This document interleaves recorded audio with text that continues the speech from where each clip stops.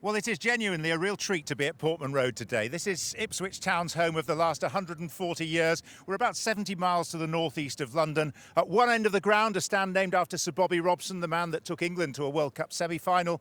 At the other end, the ultimate English manager, Sir Alf Ramsey, who won the league with Ipswich in 1962 and the World Cup with England in 1966. So we are surrounded by history. And yet, for all of that, the real talking point today is the start of another new era for Manchester United, with the sixth boss to come through the door since Alec Ferguson's retirement, Ruben Amorim. He will be centre of attention today, Yeah, Graeme. he will, and obviously the noise around Manchester United as a football club, they're so huge. It's another big change, more turmoil potentially as he sort of finds his way, finds his style of play, and the big talking point obviously is about the system that he's going to play. If he's going to play with a back three, midfield four and a front three, or a variety of those sort of combinations in possession.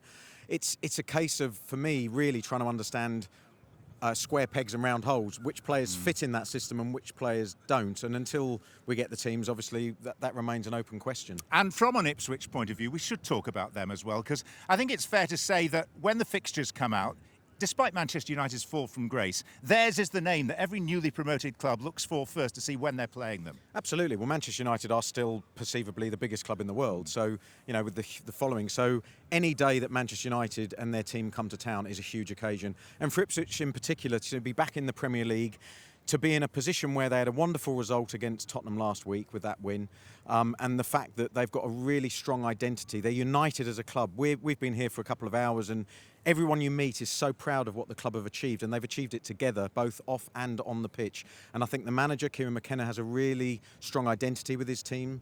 The players believe 100% in what they're doing, and they make the most out of the component parts, whether that's work rate, whether that's the talent they've got in players like Amari Hutchinson and Liam Delap.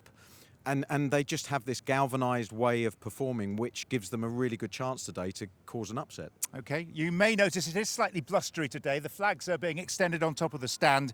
We're in the middle of Storm Bert. It's pathetic, really, here in the UK. It's a few gusts of wind. We go through them alphabetically, so we're on B for Bert at the moment. G for Graeme, Storm Graeme, probably round about Christmas, the way we're going at the moment. Knowing Graeme, it won't amount to much.